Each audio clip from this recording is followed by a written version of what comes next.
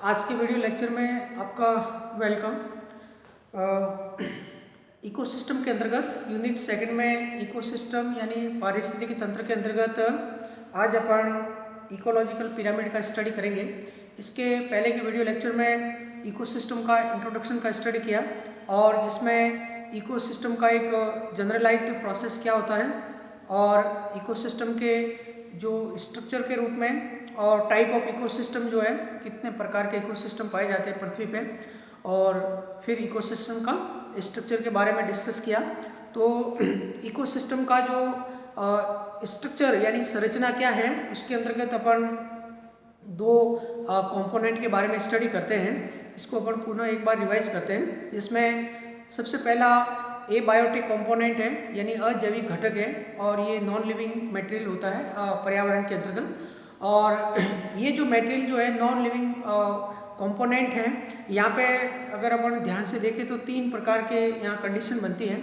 एक तो इनऑर्गेनिक जो सब्सटेंस है, किसी एट ए टाइम जो इकोसिस्टम में पाए जाने वाले इनऑर्गेनिक सब्सटेंस का जो अमाउंट है, ये स्टैंडिंग क्रॉप या स्टैंडिंग क्वालिटी कहलाता है। और सेकंड जो है, जो कि इनऑर्गेनिक और ऑर्गेनिक मटेरियल या रिएक्शन को जोड़ने वाली जो प्रोसेसेज है, जिसमें अपन बायोकेमिकल प्रोसेस को इंक्लूड करते हैं। और यहाँ पे फोटोसिंथेसिस के अंतर्गत जो क्लोरोफिल मॉलिक्यूल्स के रूप में है, ये इस प्रकार के मॉलिक्यूल्स हैं जो एबायोटिक और बायोटिक जो वर्ड है उसको ये जोड़ती है, प्रोसेस को जोड़ता है। तो सेकंड आपका बायोकेमिकल स्ट्रक्चर है और थर्ड जो है वो क्लाइमेट है। आपके जो गिवन जो क्लाइमेट है किसी भी रीजन का, जहाँ की एग्जिस्टिंग कंडीशन है, टेम्परेचर है, मॉइस्चर है, आपके लाइट इंटेंसिटी है, ये सारी वहाँ का क्लाइमेट कहलाता है। तो यहाँ पे इनऑर्गेनिक जो मटेरियल है एबायोटिक कंपोनेंट के रूप में स्टैंडिंग स्टेट, दूसरा बायोकेमिकल प्रोसेसेस और थर्ड जो है वहाँ का क्लाइमेट कहलाता है। इसी प्रकार से जब अपन बायोटिक कंपोनेंट की बात करते हैं, बायोटिक यानी जैविक घटक जिसे लिविंग कंपोनेंट कहते हैं, और लिविंग कंपोनेंट है वो किसी भी इकोसिस्टम के अंतर्गत एट ए टाइम जो पाए जाने वाला जो बायोमास है, और जिसके अंतर्गत अपन ऑर्गेनिज्म की बात करते हैं। ये ऑर्गेनिज्म अलग अलग अरेंजमेंट के रूप में जो डिफरेंट फूड लेवल या ट्रॉफिक लेवल का निर्माण करते हैं, और ये पॉपुलेशन के रूप में या अलग अलग ऑर्गेनिज्म के रूप में पाए जाते हैं। इसे अपन बायोटिक कंपोनेंट कहते हैं। अब उनका जो कार्य क्या है और उसके आधार पे या उनका फंक्शन है, उनके आधार पे ये फिर अलग अलग प्रकार के होते हैं। तो लिविंग ऑर्गेनिज्म में सबसे फर्स्ट जो है वो आपका प्रोड्यूसर कहलाते हैं। जैसे अपन प्रोड्यूसर और जो आपके ग्रीन प्लांट है और फोटोसिंथेटिक बैक्टीरिया है और कुछ मात्रा में कीमोसिंथेटिक बैक्टीरिया भी इंक्लूड है। तो चूँकि ये न्यूट्रिशनली अगर अपन बात करते हैं न्यूट्रिशनल रिलेशनशिप की, तो ये चूँकि फूड को सिंथेसाइज करते हैं, इसलिए ये ऑटोट्रॉफ कहलाते हैं। और हम आपको पुनः बताना चाहेंगे कि ऑटोट्रॉफिक ऑर्गेनिज्म वो होते हैं जो कि इनऑर्गेनिक रॉ मटेरियल से ऑर्गेनिक रॉ मटेरियल का निर्माण करते हैं लाइट एनर्जी को हार्वेस्ट करके, और जिसे ऑटोट्रॉफ कहते हैं। तो इसमें ग्रीन प्लांट, फोटोसिंथेटिक बैक्टीरिया सम्मिलित हैं, और इन्हें कन्वर्टर भी कहते हैं क्योंकि ये रेडिएंट एनर्जी को केमिकल एनर्जी में कन्वर्ट करते हैं, और ये आपके प्रोड्यूसर कहलाते हैं। इकोसिस्टम में इनका जो रोल है वो एनर्जी और मटेरियल का प्रोडक्शन करना है, इसलिए ये प्रोड्यूसर कहलाते हैं। और बाकी जितने भी दूसरे जीव हैं, जिसमें एनिमल्स है, मनुष्य, ये सारे आपके हेट्रोट्रॉपिक ऑर्गेनिज्म कहलाते हैं। माइक्रोब्स है, ये सारे हेट्रोट्रॉप्स कहलाते हैं। अब हेट्रोट्रॉप्स यानी विषमपोषी है, जो कि ऑटोट्रॉप्स के द्वारा जो सिंथेसाइज्ड जो ऑलरेडी बिल्डअप जो मटेरियल है, ऑर्गेनिक मटेरियल है, उनके ऊपर ये डिपेंड रहते हैं, उनको ये कंज्यूम करते हैं, इसलिए इनको हेट्रोट्रॉप्स को कंज्यूमर के नाम से भी जाना जाता है। और इनकी बॉडी साइज या कितनी मात्रा में ये ऑर्गेनिक मटेरियल को कंज्यूम करते हैं, उसके आधार पे कंज्यूमर को पुनः दो भागों में डिवाइड किया जाता है। एक मैक्रो कंज्यूमर और दूसरे माइक्रो कंज्यूमर।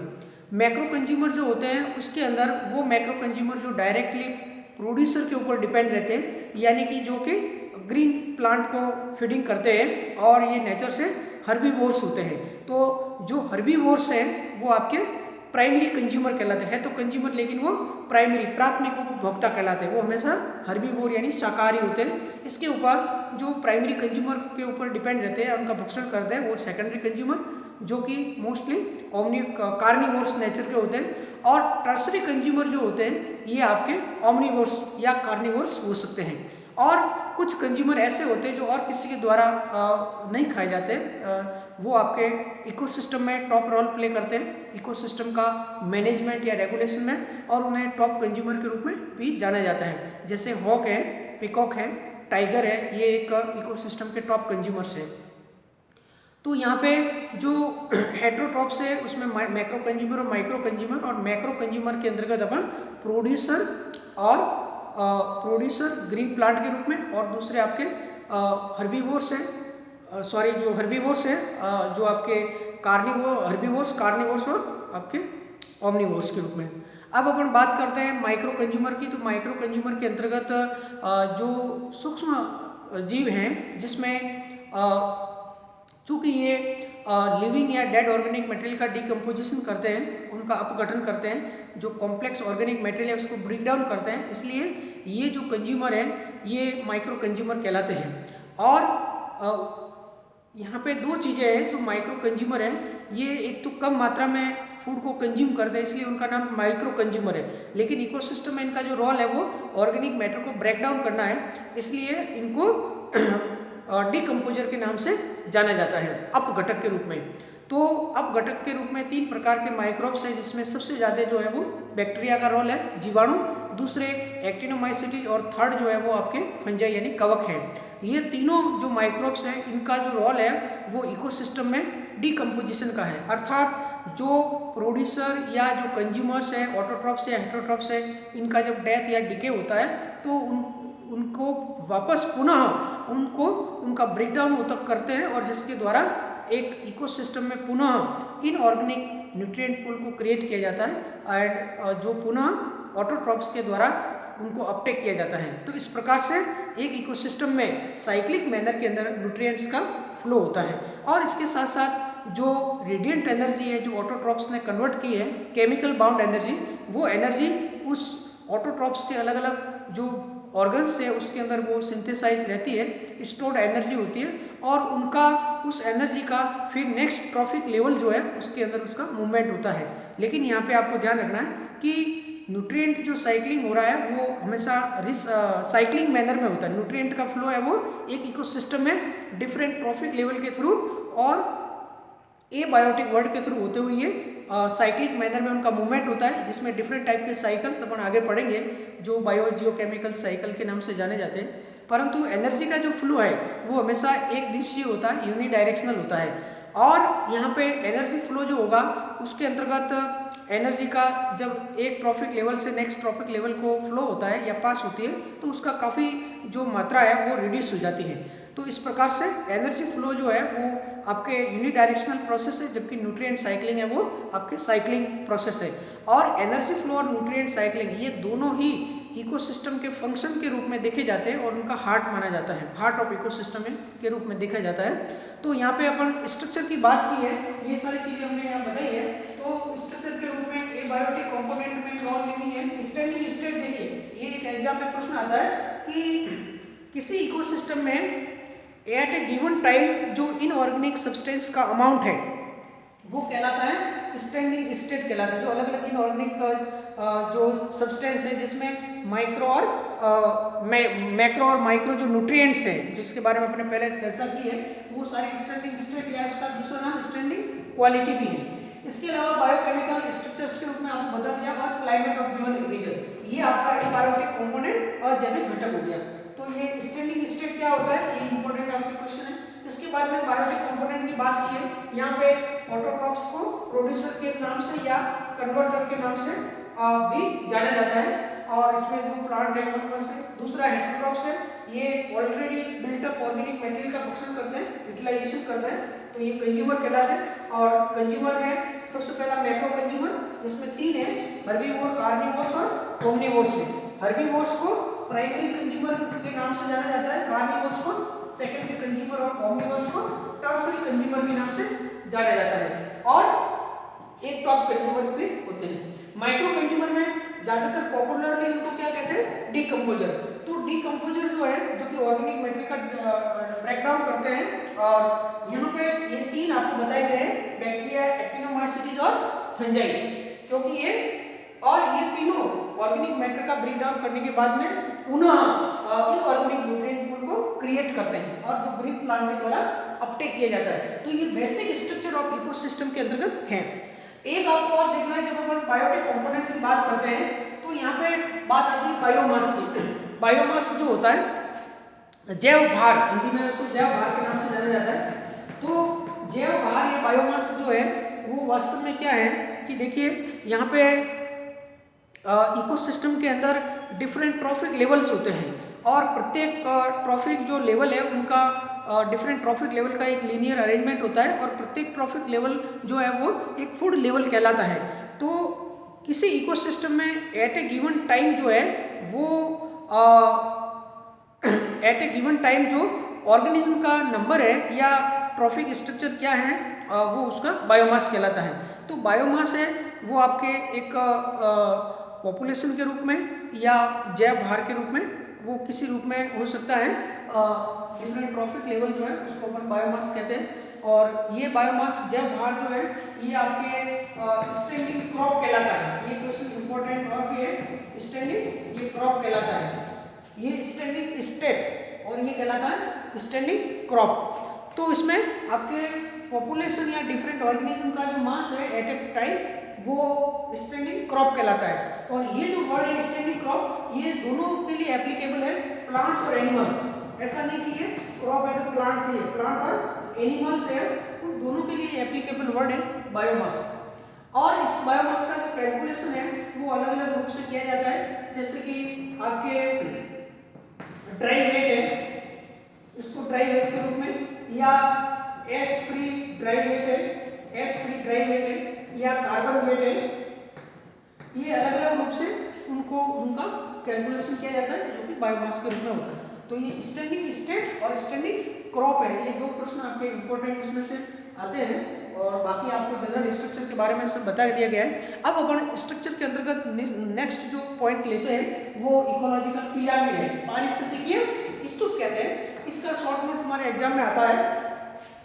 तो इकोलॉजिकल पिरामिड की अगर अपन बात करते हैं तो यहाँ पे इकोलॉजिकल पिरामिड कैसे बनेगा कि एक इकोसिस्टम कैसे निर्मित होता है। एक इकोसिस्टम में ये तो अपन को पता है कि एक बायोटिक कंपोनेंट है जिसमें प्लांट्स, एनिमल्स, माइक्रोब्स ये सभी सम्मिलित है। दूसरा उनके सराउंडिंग जो इनऑर्गेनिक जो एनवायरनमेंट है उसका सराउंडिंग हैबिटेट वो है। तो ये सारी जो ये दोनों के बीच में इंटरेक्शन पाया जाता है, बायोटिक और एक बायोटिक कंपोनेंट के बीच में इंटरेक्शन पाया जाता है, और जो कि एक सिस्टम के रूप में नेचुरल वे में ऑपरेट होता है। अब जो जीव जितने भी हैं इन जीवों के अंदर उनका न्यूट्रिशनली, प्रत्येक जो जीव हैं वो न्यूट्रिशनली उनका अलग अलग रिक्वायरमेंट है और वो अलग अलग उनका नेचर है। कोई प्रोड्यूसर के रूप में, कोई कंज्यूमर के रूप में, कोई हर्बीवोर है, कोई कार्निवोर, कुछ भी है। तो एक इकोसिस्टम के अंदर जो सक्सेसिव जो ट्रॉफिक लेवल है, यहाँ पे क्या है सक्सेसिव ट्रॉफिक लेवल है, डिफरेंट ट्रॉफिक लेवल है, प्रोड्यूसर, हर्बीवोर्स, कार्निवोर्स, ओमनिवोर्स, इनका जो एक लीनियर अरेंजमेंट जो होता है उनका अगर अपन ग्राफिकल प्रेजेंटेशन के रूप में उसको एक्सप्लेन करना चाहे तो वो कहलाता है इकोलॉजिकल पिरामिड। तो वास्तव में पारिस्थितिकी स्तूप जो है वो एक पारिस्थितिक तंत्र के विभिन्न जो ट्रॉफिक लेवल्स है, सक्सेसिव ट्रॉफिक लेवल्स है, जिसमें प्रोड्यूसर, हर्बीवोर्स, कार्निवोर्स का एक लीनियर अरेंजमेंट पाया जाता है, उनका ग्राफिकल प्रेजेंटेशन जो है वो दर्शाने वाला मॉडल है वो इकोलॉजिकल पिरामिड कहते हैं। क्योंकि इसमें अपन जो लेवल दर्शाते हैं फूड ट्रॉफिक लेवल जो है उनका साइज क्या है, साइज मेटाबॉलिज्म क्या है, उसके आधार पे एक स्तूप का निर्माण होता है, इसलिए उसको पिरामिड नाम दिया गया है। तो यहाँ पे ये तो उनकी परिभाषा हुई। अब अपन पिरामिड की अगर टाइप की बात करते हैं तो बेसिक जो यहाँ पे बेसिकली 3 टाइप के पिरामिड है, जिसमें एक तो pyramid of number, pyramid of number जिसे अपन संख्या का पिरामिड कहते हैं, संख्या का जीवों की संख्या का पिरामिड कहते हैं। दूसरा जो होता है वो आता है pyramid of biomass, pyramid of biomass यानी कि जैव भार का पिरामिड, जीवों का जो जैव भार होता है जैव भार का पिरामिड। और थर्ड जो होता है वो आपका एनर्जी का पिरामिड, एनर्जी पिरामिड यानी कि ऊर्जा का पिरामिड, ऊर्जा के पिरामिड होते हैं। ये आपको इकोलॉजिकल पिरामिड में आपकी परिभाषा के बाद में आपको उसको 3 भागों में डिवाइड करना है टाइप्स के अंदर, pyramid of number, pyramid of biomass और पिरामिड ऑफ एनर्जी। इसके बाद में आपको ये एक्सप्लेन करना है कि इसमें पिरामिड ऑफ नंबर और पिरामिड ऑफ बायोमास, ये जो दोनों है ये आपके मे बी अपराइट और इन्वर्टेड। ये अपराइट यानी सीधे स्ट्रेट हो सकते हैं या उल्टे यानी कि इन्वर्टेड हो सकते हैं। दोनों जो नंबर और बायोमास के पिरामिड है वो अपराइट भी हो सकते हैं और इन्वर्टेड होते हैं। मोस्ट ऑफ केस में अपराइट होते हैं, कुछ इन्वर्टेड होते हैं। तो आपको ये याद रखना है कि कौन से पिरामिड अपना अपराइट होते हैं, कौन से इन्वर्टेड होते हैं। और एक और होता है जो समवॉट डिफरेंट टाइप का भी होता है, वो नंबर का पिरामिड जो है आपके फॉरेस्ट वाला। अब लेकिन ये जो एनर्जी पिरामिड जो होता है वो ऑलवेज, ये आपको ध्यान रखना है कि ऑलवेज अपराइट होता है, ये कभी भी उल्टा नहीं होगा। ऊर्जा के पिरामिड हमेशा सीधे होते हैं। इसका कारण क्या है कि एक इकोसिस्टम में एनर्जी का मुख्य स्रोत आपके सूर्य की ऊर्जा है, सोलर एनर्जी है, और उसको आपके जैसे कि एक फॉरेस्ट है तो उसमें जितने भी ग्रीन प्लांट है फॉरेस्ट कम्युनिटी, उनमें ऑटोट्रॉफ्स के द्वारा एनर्जी को ट्रैप किया जाएगा और उसको ऑर्गेनिक फूड के रूप में कन्वर्ट किया जाएगा। और उसमें जो प्लांट के पास में जो ऊर्जा है उसका लेवल हाईएस्ट है। अब जैसे ही वो ऊर्जा, उस ऊर्जा है वो बायोमास के रूप में है, उसमें बॉन्ड के रूप में है, और जैसे ही हर्बीवोर्स उसको कंज्यूम करेगा तो उसका ऊर्जा का कुछ रूप जो है वो आपके उसके अंदर आएगा, क्योंकि प्लांट जो है वो अपनी मेटाबॉलिज्म में काफ़ी ऊर्जा को कंज्यूम करते हैं और जो एक्सेस अमाउंट ऑफ एनर्जी है उसको स्टोर करते हैं, और स्टोर्ड एनर्जी ही आपके हर्बीवोर्स को अवेलेबल होती है। अब हर्बीवोर्स जो है उसने जितनी एनर्जी कंज्यूम की है उसमें से उनकी मेटाबॉलिक प्रोसेस के बाद में जो एक्सेस अमाउंट ऑफ एनर्जी जो स्टोर हुई है उनके टिश्यूज के अंदर, वो वापस कार्निवोर्स को प्राप्त होती है। तो इस प्रकार से एक ट्रॉफिक लेवल से दूसरे ट्रॉफिक लेवल या फूड लेवल तक जैसे एनर्जी पास होती है तो लगभग 90% जो ऊर्जा का रिड्यूस हो जाता है, कंज्यूम की जाती है, लगभग 10% के आसपास जो एनर्जी है वो नेक्स्ट लेवल को पास होती है। तो ये ऑलवेज अपराइट होता है, इसीलिए ये अपराइट होता है। अब आपको इसमें क्या करना है कि इसके अंतर्गत आपको चित्र भी बनाना है। आगे आपको एक एक उसको एक्सप्लेन करना है, और सबसे पहले आप लोगे फर्स्ट जो है वो pyramid of number, pyramid of number यानी कि संख्या का पिरामिड। संख्या के पिरामिड जो होते हैं इसमें आपको क्या करना है, नंबर ऑफ ऑर्गेनिज्म, संख्या का पिरामिड में number of organism arranged linearly ecosystem, यानी कि एक पारिस्थितिक तंत्र में डिफरेंट ट्रॉफिक लेवल में जितने भी जीव है, प्लांट एनिमल है, उनकी संख्या क्या है वो आपको संख्या देखनी है। अब ये अपन इकोसिस्टम की बात उदाहरण लेते हैं, जैसे कि एक इकोसिस्टम है ग्रासलैंड है, घास का मैदान है, दूसरा अपन उदाहरण लेंगे फॉरेस्ट का, तीसरा उदाहरण लेंगे अपन पॉन्ड का, एक्वाटिक इकोसिस्टम, और एक पैरासिटिक फूड चेन और है, पैरासिटिक ये फूड चेन और है। ये अपन ने 4 उदाहरण लेंगे। अब अपन ग्रासलैंड का उदाहरण लेते हैं, जैसे घास का मैदान है तो उस घास के मैदान में अगर अपन संख्या की बात करते हैं तो सबसे ये ग्रासलैंड के अंदर सबसे ज्यादा नंबर किसका होगा, आपका ग्रासेस का होगा। ग्रास का जो घास के जितने प्लांट है उनकी संख्या इंडिविजुअल का सबसे ज्यादा नंबर है। तो ये बॉक्स आपको साइज में जो है उनका जो विड्थ है वो आपको ज्यादा बनाना है, और इस टाइप से ये आपके ग्रासेस हैं, इसमें आप ग्रासेस के चित्र भी बनाओगे। इसके बाद में फिर इस ग्रास को फीडिंग करने वाली यानी कि जो हर्बीवोर्स है, एक ग्रासलैंड में हर्बीवोर्स कौन कौन हो सकते हैं, जैसे कि चूहा है, खरगोश है, ग्रास हॉपर है, ये सारे हर्बीवोर्स हैं। तो इसके अलावा एक दूसरे जो लार्ज कंज्यूमर के रूप में भी आपके इसमें हो सकते हैं, डियर वगैरह। तो ये जैसे इनका साइज जो है वो छोटा हो गया, तो ये आपके हर्बीवोर्स है। हर्बीवोर्स क्या है, प्राइमरी कंज्यूमर, वो आप कोष्टक में लिखोगे प्राइमरी कंज्यूमर। ग्रासेस क्या है, प्रोड्यूसर है, ये आप यहाँ लिखोगे ग्रासेस है वो प्रोड्यूसर। हर्बीवोर्स क्या है, प्राइमरी कंज्यूमर। तो इनके भी आप चित्र बनाओगे, जो भी आपके रैट है, रैबिट है। इसके बाद में फिर इसके ऊपर जो आपका कार्निवोर्स है, कार्निवोर्स सेकेंडरी कंज्यूमर है, उनकी संख्या यहाँ कम होगी। अब जैसे रैबिट को कौन खा सकता है, हॉक खा सकता है, बाज खा सकता है, फॉक्स खा सकती है। इसी प्रकार जैसे रैट है, चूहा है, तो उसको स्नेक खा सकता है। तो ये इसी प्रकार ग्रास हॉपर है तो लिजार्ड खाएगा, लेकिन जो दूसरे जो आपके स्नेक है, हॉक है, इसको और कोई नहीं खाया जाएगा। तो वो टर्सरी कंज्यूमर कहलाते हैं या टॉप कंज्यूमर। तो इनकी संख्या बहुत कम होती है, इनकी संख्या बहुत कम है। जैसे एक ग्रासलैंड इकोसिस्टम है तो उसमें 8 से 10 की संख्या में आपके हॉक्स है, 15 से 20 की संख्या में स्नैक्स है, इस टाइप से। तो उनका आप स्नैक्स हॉक का चित्र बनाओगे और इसको लिखोगे टर्सरी कंज्यूमर। टर्सरी कंज्यूमर जो है वो हमेशा आपके कार्निवोरस या ओमनिवोरस इन दोनों में से हो सकते हैं।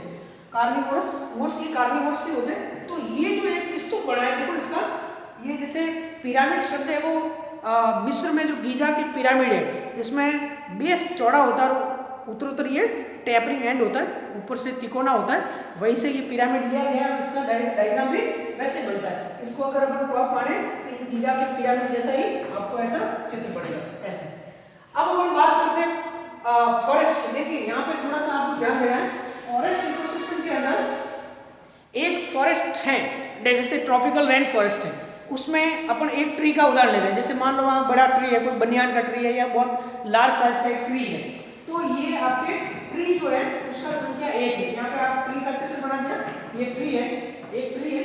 लेकिन इस ट्री पे जो हर्बीवोर के रूप में जो डिपेंडेंट जो है एनिमल्स है उनका जो संख्या है वो ज्यादा है। वो जैसे कि आपके एलिफेंट हो सकता है, डियर हो सकता है, या जो हर्बेसिस बर्ड्स के रूप में बर्ड्स हो सकते हैं, उनका संख्या ज्यादा है। लेकिन फिर उसके ऊपर कार्निवोर्स के रूप में उनकी संख्या कम है आपके, जैसे कि आपके टाइगर या जो भी दूसरे जो जीव है जैकाल या जो भी है वो ऑक्स है वो बनाओगे। और उसके बाद में मान लो टाइगर है जो कि टॉप कंज्यूमर के रूप में है ना। तो इसमें ट्री जो है वो प्रोड्यूसर है और एलिफेंट, डियर और ये आपके हर्बीवोर्स प्राइमरी कंज्यूमर, और उसके ऊपर डिपेंड रहने वाले सेकेंडरी कंज्यूमर और टॉप कंज्यूमर टर्सरी कंज्यूमर। तो उसमें जैसे आपका टाइगर है जिसकी संख्या 1 ही है। तो यहाँ पे आप यहाँ पे ध्यान देना है, ये संख्या का पिरामिड है जो कि एक फॉरेस्ट इकोसिस्टम का है। तो ट्री एक है लेकिन प्रोड्यूसर की हर्बीवोर्स की संख्या इससे ज्यादा है। तो ये छोटा फिर बड़ा फिर वापस छोटे छोटे हुए। तो यहाँ पे जो पिरामिड बन रहा है इसको कहेंगे समवॉट डिफरेंट टाइप, कुछ अलग प्रकार का। ये पिरामिड हो गया somewhat different type. Somewhat different type का मतलब ये न तो अपराइट है और नहीं इन्वर्टेड है, इसको कहेंगे समवॉट डिफरेंट टाइप, कुछ भिन्न प्रकार का। ये फॉरेस्ट इकोसिस्टम में आपको ध्यान देना है। अब अपन पॉन्ड की बात करते हैं तो पॉन्ड में जैसे देखा जाए तो एक पॉन्ड है, पॉन्ड के अंदर सबसे ज्यादा संख्या किसकी होती है? प्लैंकटन फॉर्म की। जो प्लैंकटन्स होते हैं, फाइटोप्लैंकटन, जूट प्लैंकटन, इसमें आपके अलग अलग प्रकार के साइनोबैक्टीरिया, डाइटम है, फ्री फ्लोटिंग जो एल्गी या फ्री फ्लोटिंग हाइड्रोफाइट्स ये, इसके बाद में आपके जू प्लैंकटन अलग अलग प्रकार के, तो उनकी संख्या सबसे ज्यादा है। ये छोटे छोटे जीव आपको यहाँ बनाने हैं। ये प्राइमरी आपको प्राइमरी प्रोड्यूसर के रूप में आपको बनाने हैं। फिर कंज्यूमर के रूप में तो इसमें आपके स्नेल्स है, स्मॉल फिशेज है, या दूसरे जो जानवर के हैं मोलस्क वगैरह जो इसको फीड करते हैं, उनकी संख्या इससे कम होगी। इससे कम फिर उनके जो लार्ज फिशेज है तो उनकी संख्या आपके और भी कम होगी। बड़ी फिश है तो उनकी संख्या और भी कम होगी। तो ये भी हमेशा अपराइट होगा संख्या का पिरामिड क्वाड इकोसिस्टम में। लेकिन जो ये पैरासिटिक फूड चेन है, ये आप ध्यान से देखिए, पैरासिटिक फूड चेन में क्या होगा, यहाँ पे आपके एक जैसे ट्री है, पैरासिटिक फूड चेन है, ये जैसे आपका ट्री है, तो इस ट्री के ऊपर परजीवी श्रृंखला कैसे बढ़ेगी? एक ट्री है, ये प्रोड्यूसर के रूप में है और इसके ऊपर जो फीडिंग करने वाले आपके फ्रूट ईटिंग बर्ड्स है, फ्रूट ईटिंग बर्ड्स है जो केवल फ्रूट से ईटिंग उसका भक्षण करते हैं, ये हर्बीवोर्स के रूप में, इनकी संख्या इससे ज्यादा है। और फिर फ्रूट ईटिंग बर्ड्स जो है इसके ऊपर पैरासाइट के रूप में क्या है? लीस और बग्स है। हर्बीवोर्स जो बर्ड्स हैं उसके ऊपर उनके फेदर्स में, स्किन पे जो आपके लीस और बग्स होती है छोटे छोटे पैरासाइट के रूप में, इनकी संख्या आप और ज्यादा बढ़ाओगे ये आपके अलग अलग टाइप के ये आपके पैरासाइट के रूप में। लेकिन इनके ऊपर ये जो लीस और बग है इसके ऊपर फिर आपके हाइपर पैरासाइट और होते हैं। हाइपर पैरासाइट है जिसमें एक्टिनोमाइसीट है, आपका फंजाई है और बैक्टीरिया, ये अलग अलग जीव होते हैं, इनकी संख्या और ज्यादा है। तो एक परजीवी श्रृंखला की बात करते हैं जो एक ट्री से स्टार्ट होती है, ट्री, फ्रूट ईटिंग बर्ड्स, इसके बाद में lease and bugs and hyper parasite के रूप में बैक्टीरिया, फंजाई, एक्टिनोमाइसीट। ये तो यहाँ पे इन्वर्टेड, ये पिरामिड कैसा हो गया आपका? इन्वर्टेड हो गया, ये इन्वर्टेड पिरामिड हो गया। तो अपन बात कर रहे हैं पिरामिड ऑफ नंबर, तो यहाँ पे ग्रासलैंड का पिरामिड अपराइट होगा, फॉरेस्ट का समवॉट डिफरेंट टाइप का, पॉन्ड का आपके अपराइट और पैरासिटिक फूड चेन का इन्वर्टेड होगा। अब इसके अलावा हमने ऊर्जा का आपको बता दिया है। ऊर्जा का पिरामिड में हमेशा जो प्रोड्यूसर है उसके पास सबसे ज्यादा अमाउंट ऑफ एनर्जी है, ये प्रोड्यूसर की सबसे ज्यादा है। इसके बाद में हर्बीवोर्स के इससे कम होगी, इससे कम आपके हर्बीवोर यानी प्राइमरी कंज्यूमर, इसके बाद में कार्निवोर सेकेंडरी कंज्यूमर और उसके बाद में आपका ये टर्सरी कंज्यूमर या टॉप कंज्यूमर। तो ऊर्जा जो है वो एनर्जी जो है उसका हमेशा उसमें कमी आएगी, तो ये आपके हमेशा अपराइट होता है। एनर्जी पिरामिड ऑलवेज अपराइट, ये बिल्कुल सिंपल सा क्वेश्चन है। अब अपन बात करते हैं जैव भार की, अगर बात करते हैं तो जैव भार में अगर अपन ग्रासलैंड की बात करेंगे तो ग्रासलैंड के अंदर एक घास का मैदान है, इसमें सबसे ज्यादा ग्रासलैंड का जो वेट होता है, इसके बाद में फिर हर्बीवोर्स और कार्निवोर्स ओमनिवोर्स। तो यहाँ पे जैव भार की अगर बात करते हैं तो वो ग्रासलैंड का भी अपराइट ही होता है। इसके बाद में फिर अपन अगर बात करते हैं आपके पॉन्ड इकोसिस्टम की, तो पॉन्ड इकोसिस्टम के अंतर्गत आपके पॉन्ड इकोसिस्टम की बात करते हैं तो यहाँ पे ये उल्टा होता है, क्योंकि एक पॉन्ड जो है तालाब है और उसमें जो प्रोड्यूसर्स जो है, जो भी प्रोड्यूसर्स है उनकी संख्या तो ज़्यादा है, चाहे वो फाइटोप्लैंक्टन हो या दूसरे एल्गी जो भी है, उनकी संख्या तो ज़्यादा है लेकिन उनका वेट है बहुत कम है। तो ये आपके भार के रूप में जैसे कि इतना इतना आया, ये प्रोड्यूसर के रूप में आपके पॉन्ड इकोसिस्टम है उसके अंदर है। और इसके ऊपर जो फीडिंग करने वाले जो भी आपके अलग अलग प्रकार के जो इंसेक्ट्स है या स्मॉल फिशेज है, इनका भार उससे ज़्यादा है। अपन केवल भार की यहाँ बात करेंगे तो प्रोड्यूसर से प्राइमरी कंज्यूमर है, इनका भार आपके ज़्यादा हो गया। इससे ज़्यादा भार फिर आपके फिशेस के ऊपर है, फिशेस या जो बर्ड्स है उनका होगा। और सबसे ज़्यादा जो भार है वो आपके लार्ज फिश का होगा। लार्ज जो फिशेज हैं या दूसरे जो भी तालाब में क्रोकोडाइल है, बड़ी फिश है, उनका सबसे प्रॉफिट होता है। तो यहाँ पे एक बड़ी फिश आप बना सकते हो। तो देखिए ये उल्टा हो गया।